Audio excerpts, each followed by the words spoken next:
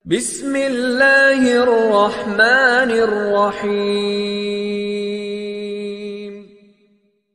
Bismillahirrahmanirrahim. Alhamdulillahirabbil alamin. Allahumma shalli wa sallim ala sayidina Muhammadin miftahi babi rahmatillah adada ma fi ilmillah salatan wa salaman daimain bidawami mulkillah wa ala alihi wa sahbihi. Allahumma shalli ala sayidina Muhammadin salatan taftahu biha lana futuhal arifin wa tufaqihuna biha fid din wa ala alihi wa sahbihi. Assalamualaikum warahmatullahi wabarakatuh. Sahabatku, saudara-saudaraku, kaum muslimin dan muslimat dimanapun antum berada, alhamdulillah kita bisa bertatap muka dalam keadaan sehat walafiat. Mudah-mudahan kesehatan lahiriah ini juga ditopang kesehatan batiniah, sehingga kita betul-betul sehat dalam arti yang sebenarnya di dunia sampai nanti ke jannah. Amin, Allahumma amin. Nah, menjadi manusia yang tenang. Pertanyaannya, kalau nggak jadi manusia yang tenang, mau jadi manusia yang seperti apa? Manusia yang kemerungsung kalau bahasa Jawa. Kemerungsung itu dalam bahasa Arabnya al-ajalah. Al-ajalah itu bukan tergesa-gesa. Walaupun salah satu arti al-ajalah adalah ketergesa-gesaan. Ketergesa-gesaan itu hanya salah satu wujud karena orang tidak tenang. Maka dikatakan dalam sebuah riwayat, ata'anni minallah wal ajalah minasyaitan, atau kama qala sallallahu. Bersikap tenang itu adalah berasal dari Allah. Wal ajalah, dan bersikap tidak tenang, lawannya ata'anni tadi, bersikap tidak tenang adalah dari setan. Karena itu kalau kita pengen jadi manusia yang hidupnya itu selalu dalam naungan Allah Ta'ala, pertolongan Allah Ta'ala, rahmatnya Allah Ta'ala, maka kita harus bisa menjadi manusia yang tenang. Nah, caranya bagaimana? Ini yang akan kita bahas bersama. Insya Allah, doakan saya dikasih ilmu yang manfaat, sehingga antum bisa mendengarkan, dapat ilmu yang manfaat, dan manfaatnya berkelanjutan sampai ke jannah. Amin, Allahumma amin. Walaupun pertemuan kita sesaat, pertemuannya nggak lama, mudah-mudahan manfaatnya selama-lamanya. Amin. Kenapa kita jadi tidak tenang? Jawabannya adalah karena kita merasa terancam. Terancam jabatannya, jadi nggak tenang. Terancam batas waktu pengerjaan tugasnya, jadi nggak tenang. Terancam batas waktu membayar hutang. Sudah tiba waktunya, duitnya belum ada, jadi nggak tenang. Ya, semua keterancaman itu membuat kita jadi nggak tenang. Kenapa kita jadi nggak tenang ketika terancam? Karena kita bergantung pada sandaran yang tidak boleh dijadikan sandaran. Jadi kita menggantungkan harapan kepada sandaran-sandaran yang tidak boleh dijadikan sandaran. Di mana Allah telah mewahyukan di dalam surat Al-Ikhlas, Qul huwallahu ahad, Allahus samad. Katakanlah, hanya Allah yang Maha Esa. Kalau bahasa lugasnya, yang ada itu cuma Allah, yang lain nggak ada. Yang ada cuma Allah, yang lain nggak ada.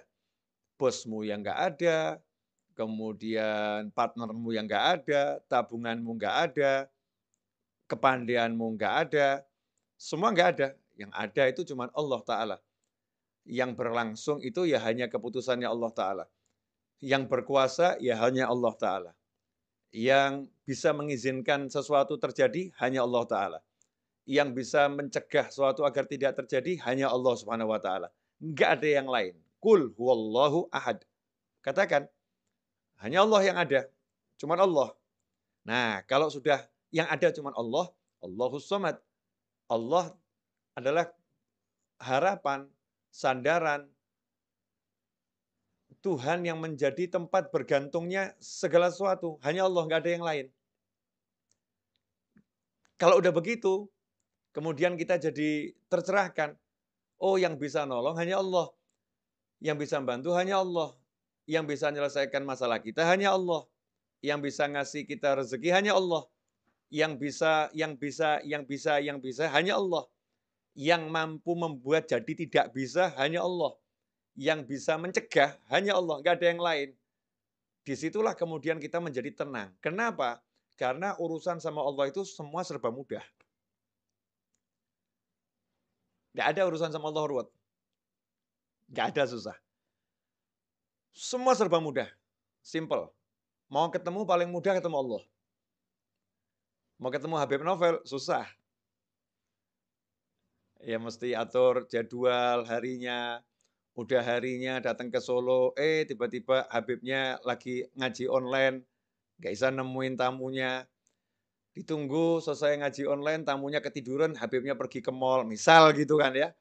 Wah, tadi udah keluar Habibnya ke mall. Susah nih mau nemuin Habib Novel. Muncullah kalimat, Habib Novel susah ditemuin.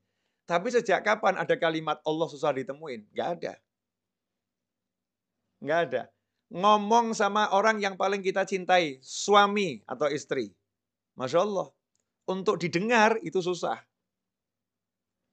Udah ngomong sama suami berkali-kali, nggak pernah didengar. Udah ngomong sama istri ribuan kali, nggak pernah didengar.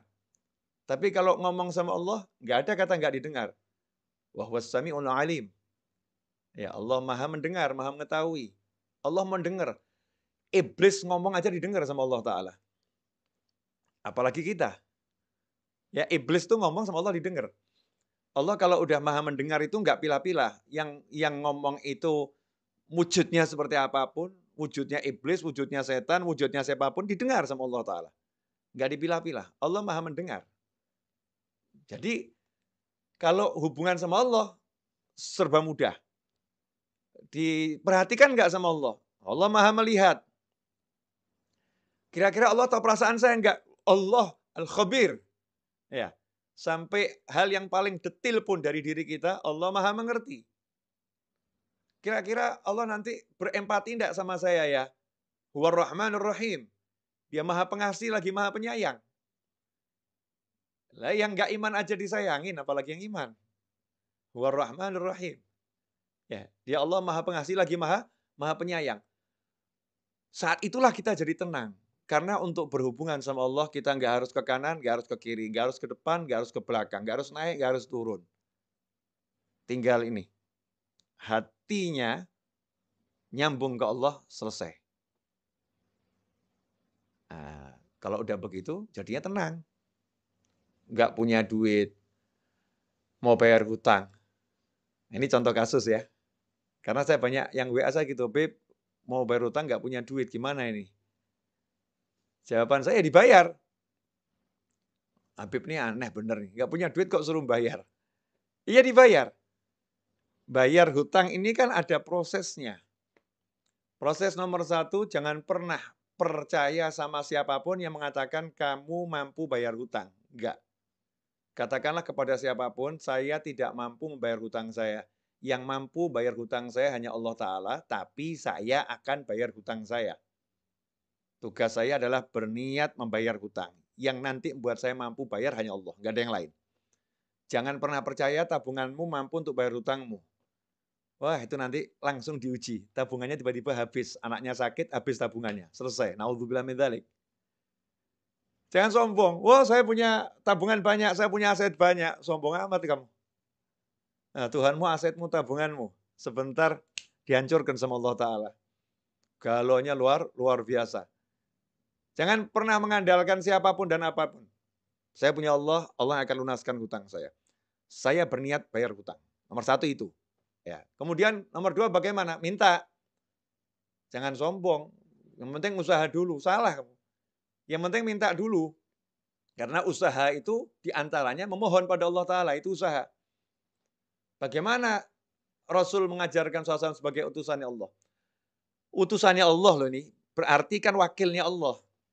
Saya kirim utusan ke rumah Ustadz Fakhrul Razi. Berarti wakil saya. Nah itu makna kesaksian bahwasanya baginda Muhammad SAW adalah Rasul, utusan. Ya. Rasul, utusannya Allah Ta'ala. Artinya semua yang dari Rasul nggak mungkin salah. Karena semua yang dari Rasul dari Allah. Makanya kalau sampai mengatakan, ngapain memuliakan Rasulullah? Muliakan Allah, itu aneh. Memuliakan utusannya Allah, itu namanya memuliakan Allah Ta'ala. Kalau saya ngutus seorang ke rumahnya Ustadz Fakhrul Razi, kemudian Ustadz Fakhrul Razi dikasih tahu, ini utusannya Habib Novel. Kemudian beliau mengatakan, saya hormati Habib Novel. Kalau kamu tidak, oh saya marah. Kalau mau hormati saya, hormati utusan saya. Itu saya utus, sudah saya pilih. Kan begitu. Saya utus, sudah saya pilih. Bukan sembarang orang yang saya utus. Sementara Allah katakan, Allah utus manusia yang terbaik sebagai penutup utusan di akhir zaman. Sampai kapanpun. Penutupnya adalah baginda Muhammad SAW. Utusannya Allah Ta'ala. Diberi utusan yang the best buat kita semua. Nah, bagaimana kita memperlakukan utusan Allah ini, SAW? Kita menganggapnya manusia biasa, naudzubillah min dzalik. Kita harus menempatkan biasa sebagai penghubung kita pada Allah Ta'ala. Kalau saya mau dekat sama Allah, ya beliau ini penghubungnya. Kalau saya mau sukses dunia akhirat, ya ini yang punya semua informasinya ada pada baginda Muhammad SAW.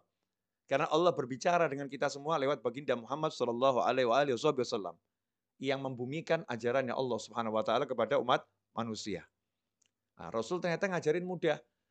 Mau hutang mau lunas, siapa yang berhutang dengan niat untuk melunaskan hutangnya, maka Allah akan lunaskan hutangnya. Siapa berhutang dengan niat untuk tidak melunaskan hutangnya, maka Allah akan hancurkan hartanya. Kama qala sallallahu. Ngeri. Bukan cuman nggak lunas tuh, bahkan hancur hartanya. Bisnisnya akan remuk semua kalau niatnya nggak baik. Tapi kalau niatnya baik, mau melunaskan hutang, Allah akan melunaskan hutangnya. Nomor satu itu. Kemudian nomor dua, suruh baca doa. Banyak sekali doa dan amalan dari Nabi Muhammad SAW. Ada yang menjadi amalan dibaca tiap pagi. Ada yang dibaca tiap selesai sholat. Amalkan semua itu. Yang amalan pagi hari diamalkan untuk pelunas hutang. Amalan selesai sholat diamalkan untuk pelunas hutang. Ya, kemudian apa lagi? Melunaskan hutang orang lain. Maksudnya kalau kita punya piutang nih, ya kita jadi manusia yang juga baik sama orang-orang yang nggak bisa bayar. Dah, kamu saya lunaskan. Walaupun kita masih punya hutang banyak ini. Tapi ini orang-orang susah semua, nggak bisa bayar.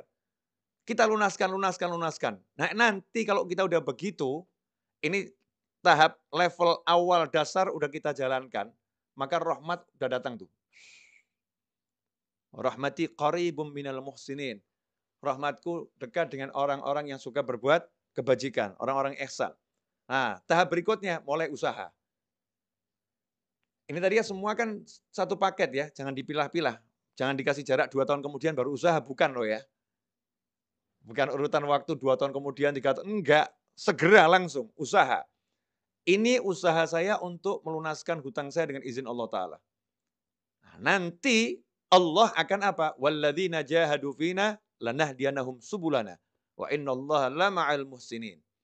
Janjinya Allah Ta'ala, walladzina jahadu fina, dan barang siapa sungguh-sungguh menempuh jalan kami, salah satunya ini, sungguh-sungguh menempuh jalannya Allah Ta'ala dalam melunaskan hutang. Itu kan ya, salah satu contoh.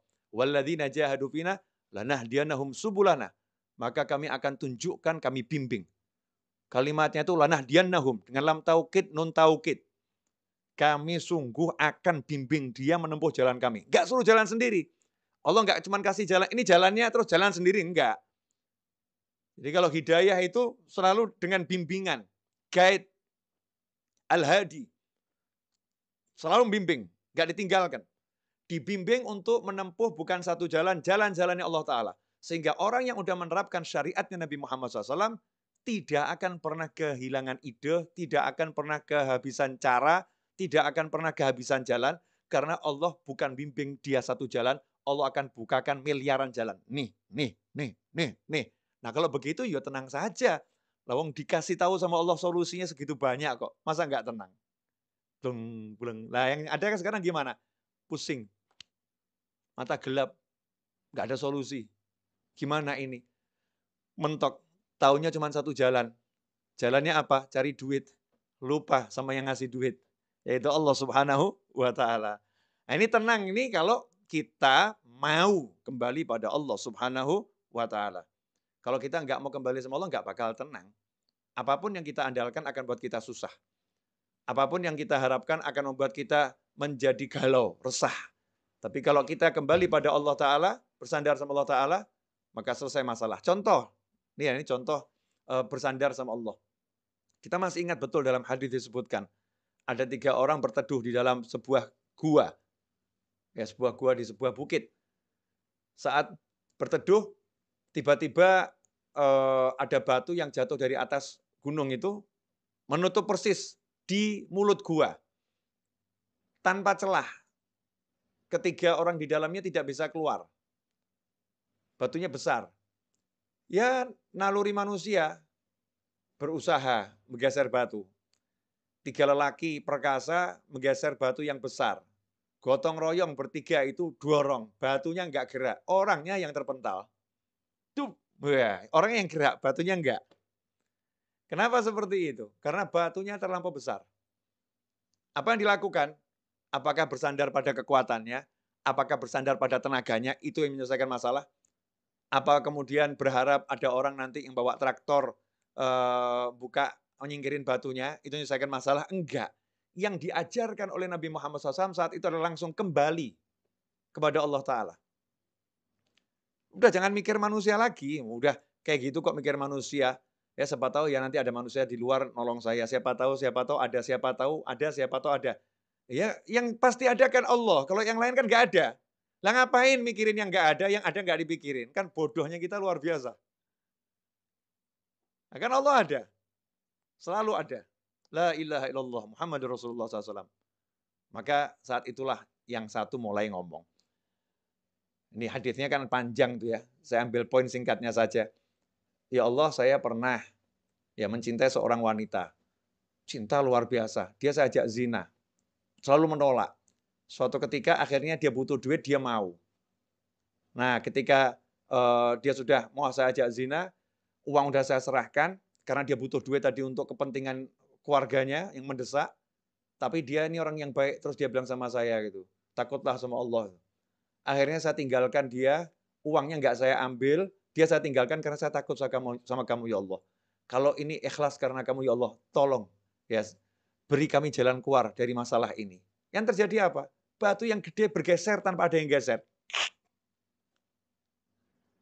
Cuman belum cukup. Karena Allah ingin mengajarkan kepada yang lain. Ini kan masalah berjamaah. Masa yang dikasih solusi cuma satu orang, yang lain enggak. Maka yang lain disuruh juga, ayo kalian gimana? Yang satu, saya ini sama ibu saya, ya cerita yang cukup populer nih hadis ini.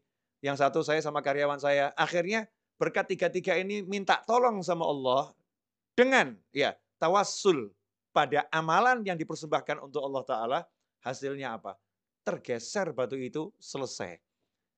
Jadi sebetulnya mudah ya nyelesain masalah itu. Ngerayu Allah. Ya, suruh ngerayu Allah aja kok nggak bisa ngerayu suaminya, Masya Allah. Sampai nangis-nangis. Ya, nangis. Ngerayu suaminya. Nggak dikasih. Tolong yang beliin handphone yang. Udah nangis nggak dikasih. Sakit itu. Ngerayu istrinya. Ayo yang pindah rumah gitu ya. Di rumah orang tua saya, ikut orang tua saya. Suaminya yang ngerayu istrinya. Sampai nangis. Istrinya tambah marah-marah. Pinter ngerayunya. Gagal juga. Ya sakit hati. Nah ini kalau kita merayu Allah Subhanahu wa Ta'ala, Masya Allah, merayu Allah itu mudah. Allah itu dirayu dengan oleh hambanya itu senang gitu. Karena Allah maha mencintai. Ya Allah maha mencintai. Jika kalau ada yang merayu Allah, Allah senang. Ya tinggal kita bermanja-manja sama Allah Subhanahu wa Ta'ala. Ya Allah, wah cari duit susah ya Allah. Ini kata orang-orang cari duit susah ya Allah. Tapi kalau carinya dari kamu nggak pernah susah kan ya Allah. Ya, please ya Allah, ini saya lagi mau jualan barang nih ya Allah. Cuman hasilnya nggak banyak ya Allah. Saya mau jualan kamera, hasilnya paling 8 juta ya Allah. Cuman saya minta rezekinya 1 miliar ya Allah. Malaikat ketahuan, ini manusia yang pinter ini. Yang lain ngomong sama dia, ini orang ngelamun. Jual barang 8 juta kok minta rezeki 1 miliar. Ini orang ngelamun ini. Ini kata manusia yang ngelamun. Malaikat bilang, ini orang pinter ini. Karena dia mintanya sama Allah, bukan sama kamera yang mau dia jual. Dia mintanya sama Allah Subhanahu wa Ta'ala. Subhanallah. Tiba-tiba kameranya nggak laku, duitnya datang banyak. Dus. Ya, tiba-tiba. Nah, dari mana itu? Wa may yattaqillaha yaj'al lahu makhrajan wa yarzuqhu min haitsu la yahtasib. Siapa bertakwa kepada Allah. Jadi jangan terbiasa sama teori-teori yang diajarkan sama yang mengajarkan itu loh. Tapi terbiasalah dengan bukan teori, tetapi hukum pasti dari yang maha menciptakan kita semua, yaitu Allah Subhanahu wa taala. Hukum pasti dari utusannya Allah Subhanahu wa taala, yaitu baginda Muhammad SAW. Yang lainnya itu teori. Kalau Rasulullah SAW adalah hukum pasti. Kalau Allah hukum pasti. Teori banyak salahnya, perlu diuji. Tapi kalau hukum pasti, nggak mungkin salah. Karena itu wahyu ilahi dan sabda Nabi Muhammad SAW. Enak kan? Allah bilang nih sama kita semua. Ya, tapi yang diajak bicara yang iman loh ya. Kalau nggak percaya ya terserah, bukan mukmin. Oh, kita ini mukmin semua kan. Nah, mukmin diajak bicara sama Allah. Kalau nggak iman ya ngapain saya ajak bicara? Ini yang diajak bicara yang beriman. Wa may yattaqillaha, kalau udah bicara iman jangan pakai akal. Ini akal nih suka membuat orang yang beriman jadi rusak imannya. Iman itu yang membedakan antara mukmin sama orang yang nggak mukmin. Yang nggak mukmin pakai akal saja. Tapi kalau yang mukmin nggak butuh akal dia. Aku percaya sama Allah kok. Nah gimana? Ya urusannya Allah. Aku percaya sama Allah, selesai. Itu mukmin. Walaupun orang yang beriman akalnya dipakai untuk menambah keimanannya. Ya, untuk memperkuat keimanannya, untuk menyampaikan kepada orang lain agar bisa menjadi beriman pula. Tetapi ketika dia beriman, dia nggak butuh akal gitu. Dia cukup membutuhkan hatinya yang meyakini Allah Subhanahu wa taala. Subhanallah.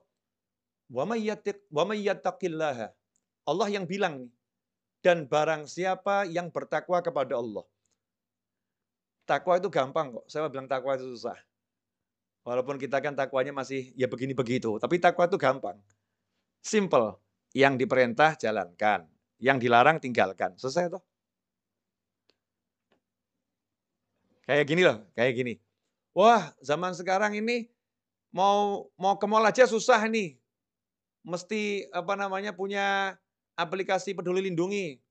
Mesti harus sudah divaksin. Mau ke mall aja susah. Nggak susah toh ya? Ya jalankan saja peraturannya. Kalau kamu sudah vaksin, punya aplikasi Peduli Lindungi, kamu ke mall, mudah, nggak susah. Kan gitu. Nah, begitu pula dalam kehidupan kita dengan Allah Ta'ala. Simple. Kamu laksanakan perintah Allah, kamu jauhi larangan Allah, Allah laksanakan janjinya kepadamu. Wa may yattaqillaha, apa yang didapatkan? Yaj'al lahu makhraja. Hal yang paling ruwet dalam hidup manusia itu kalau jalan buntu. Betul ya? Jalan buntu. Ngelamar anaknya orang, ditolak, jalan buntu. Pusing dia. Ngelamar kerjaan di kantor, jalan buntu, pusing dia. Ya, mau bayar hutang nggak ada duit, jalan buntu, pusing dia. Maka janjinya Allah Ta'ala buat yang percaya sama Allah, yang mau ikuti aturannya Allah Ta'ala, wa may yattaqillaha, siapa takwa sama Allah, apa yang Allah janjikan nomor satu? Yaj'al lahu makhraja. Don't worry. Jangan khawatir. Ojo wedi. Jangan takut kamu. Ya, jangan takut. Kenapa? Yaj'al lahu makhraja. Dia Allah akan selalu. Oh, ini harus digaris bawah ini. Dia Allah akan selalu yaj'al lahu, memberikan kepada dia yang bertakwa pada Allah Ta'ala makhraja, jalan keluar. Batu nutupin segede apapun, orangnya bertakwa, Allah kasih jalan keluar. Kehidupan dunia sengeri apapun, orangnya bertakwa, Allah kasih jalan keluar. Makanya buat orang yang bertakwa, tenang. Yang lain heboh, ini gimana, ini bagaimana. Tenang dia. Nanti saya akan diberi solusi sama Allah. Nanti saya akan diberi solusi sama Allah. Yang lain nanya, lah solusinya bagaimana? Solusinya apa? Ya kan nanti Allah yang kasih. Ngapain saya pikir sekarang? Yang ngasih Allah kok saya yang mikir. Tuh, seperti Nabi Musa alaihissalam. Nabi Musa sama Bani Israel ketemu lautan yang luas. Umatnya bingung waktu itu. Gimana depan lautan, belakang Fir'aun ngejar. Nabi Musa santai. Ya. Kalla inna ma'ya rabbi sayahdin. Kalla. Sungguh nggak mungkin kita celaka. Inna ma'ya rabbi. Allah bersamaku. Sayahdin. Nanti Allah akan beri saya petunjuk. Nanti Allah akan beri saya petunjuk. Hasilnya apa? Dikasih sama Allah solusi. Jalan keluar. Jalan keluarnya bagaimana prosesnya? Simple, nggak ribet, nggak cari pasukan, nggak cari relawan, nggak cari apa tambahan manusia untuk bantu perjuangan, nggak cari A sampai Z. Ya, memakai yang sudah ada di tangan. Yang ada di tangan Nabi Musa alaihissalam, nggak jauh-jauh loh. Ya udah tongkatmu pukulkan ke laut. Solusi yang nggak masuk akal manusia. Dek, laut terbelah, Nabi Musa dan pengikutnya selamat, Fir'aun tenggelam dan binasa. Diabadikan sampai akhir zaman dan sepanjang masa. Selesai masalah. Ya ja'allahu makhraja. Selalu diberi solusi oleh Allah Ta'ala. Selalu diberi jalan keluar oleh Allah Ta'ala. Gak cukup itu. Plus, wa yarzuqhu min haitsu la yahtasib. Dan Allah akan selalu beri dia rezeki yang gak pernah bisa diperhitungkan oleh dia ataupun yang lain. La yahtasib. Jadi orang yang dekat sama orang bertakwa ini kalau kalkulasi rezekinya pasti pusing. Udahlah, tidak mungkin ketemu. Mau pakai jurus model apapun. Kok bisa ya? Kok bisa? Nanti kok bisa gitu. Karena Allah suka ngasih surprise sama hambanya yang bertakwa. Surprise. Surprise. Gitu. Allah ngasih kejutan. Nih. Sampai kita bingung nih. Bertubi-tubi dikasih rezeki sama Allah Ta'ala. Min haitsu la yahtasib. Dari arah yang nggak pernah bisa dia perkirakan. Dia sehebat apapun punya ilmu apa tuh Mas Seto kalau untuk memprediksi namanya apa itu? Kita kalau misalnya punya data apa itu nah istilahnya itu. Seperti Google tuh punya kalau Google bisa bagus itu karena punya bukan AI Mas Seto. Namanya ilmunya kalau di matematika itu. Saya sudah nggak sekolah soalnya. Apa nih Mas Seto atau ini siapa pemirsa yang tahu nih? Ya, coba ditulis di chat. Apa namanya itu? Statistik. Ya, ketemu. Nanya sama kalian gak dijawab, udah nanya sama langit. Statistik. Gitu. Ilmu statistik. Ya, walaupun dia punya data yang lengkap, ya kehidupan Pak Yai ini dari umur sekian sampai sekian didata semua koleganya sampai terus dia perkiraan saya hari ini Pak Yai, Habib, Ustadz, ya Fulan atau Fulanah akan dapat rezeki dari arah sini. Allah akan kasih arah yang lain. Yang ngasih aku bukan statistikmu. Aku udah bilang, yaj'allahu makhraja wa yarzuqhu min haitsu la yahtasib. Udah la yahtasib, udah jangan kamu hitung. Jangan kamu pikir, jangan kamu cari-cari, nggak bisa. La yahtasib. Allah udah bilang, nggak pernah bisa diduga rezekinya orang yang bertakwa. Nggak bisa, itu Allah menunjukkan kemampuannya memberi rezeki. Allah menunjukkan kuasaannya dalam beri rezeki. Allah menunjukkan otoritasnya kepada manusia. Kamu nggak bisa, hanya aku yang bisa. Asyik itu. Min haitsu la yahtasib. Jadi tenang, orang bertakwa itu nggak pernah mikirin rezekinya hari ini atau besok. Tugasnya apa? Jalankan perintah, tinggalkan larangan. Perintahnya suami cari nafkah. Ya, cara cari nafkah keluar ke pasar misalnya. Ya keluar ke pasar. Perintahnya ketika keluar ke pasar bagaimana berdoa. Perintahnya ketika di pasar bagaimana? Baca doa, jaga pandangan, jaga pendengaran. Cari rezeki ke pasar, ngerumpi, gunjing, ghibah, namimah. Masya Allah.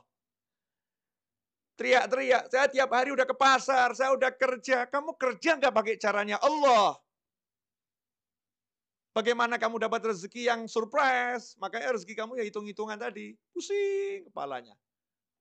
Ya, pusing kepalanya. Ikhwani rahimakumullah.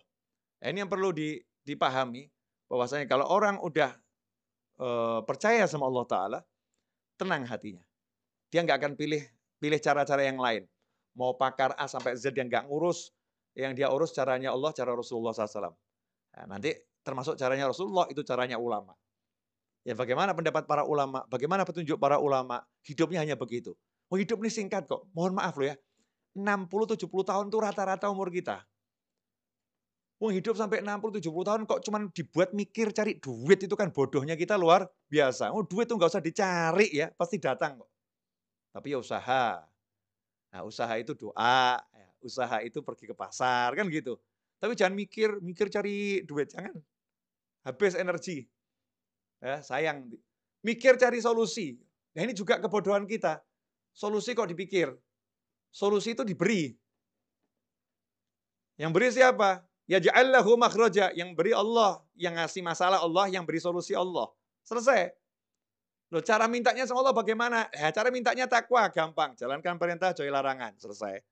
Ini sekarang sukanya yang aneh-aneh, suka hidup ruwet, mumet, pusing, ya, pakai cara-cara yang nggak benar, cara yang nggak beres, cara yang benar, yang beres nggak dijalankan, yang nggak beres apa namanya, dijalankan, yang beres nggak dijalankan. Ini menyebabkan kita hidup dalam ketidaktenangan. Maka untuk menjadi manusia yang tenang, kita harus betul-betul Qul huwallahu ahad, Allahus somad. Nah, insya Allah 30 menit saya berbicara ini barokah, ya, manfaat, kendati seperti yang tadi saya sampaikan, singkat, ya, mudah-mudahan manfaat, dan sampai nanti jannah manfaatnya nggak berhenti. Terus, ya, terus nyambung manfaatnya, karena kita bersama-sama belajar untuk menjadi manusia yang ingat kembali bahwasannya untuk menjadi tenang, mudah kembali pada Allah, maka kita akan menjadi tenang setenang-tenangnya. Jazakumullah khairan Ustaz Fakhrul Razi atas waktunya, atas kesempatannya. Insya Allah kita ketemu lagi di waktu yang akan datang, dan semoga Ustaz Fakhrul Razi beserta sekolahannya, ya, beserta guru-guru yang di sana, wali murid, semua yang bekerja di sana, diberi oleh Allah Ta'ala kemudahan dalam segala hal yang diridhoi Allah Ta'ala, dijauhkan dari segala kesulitan, dari segala petaka, musibah, diberi kesehatan lahiriah dan batiniah, dijadikan anak didiknya bisa menjadi orang-orang yang semakin bertakwa pada Allah Subhanahu wa taala, dan mudah-mudahan diberi rezeki zahiran wa batinan, berlimpah ruah, datang dari segala arah tanpa susah payah, dan insya Allah kita semua oleh Allah Subhanahu wa taala dijadikan sebagai orang-orang saling mencintai di jalan Allah, orang-orang saling menyayangi di jalan Allah, saling mengunjungi di jalan Allah, dan kelak kita dipertemukan dengan baginda Muhammad sallallahu alaihi wasallam, dan semoga setelah usia panjang dalam semua kebaikan, kenikmatan, ketaatan, keridhaan, kebaikan, kekayaan, kemudahan, kesenangan, kita diberi akhir usia husnil khatimah. Wassallallahu ala sayyidina Muhammadin wa alihi wasallam walhamdulillahi rabbil alamin. Amin. Walafu minkum, saya undur diri, Ustaz Faurozi dan kawan-kawan. Insyaallah kita bertemu kembali di lain kesempatan. Wassalamualaikum warahmatullahi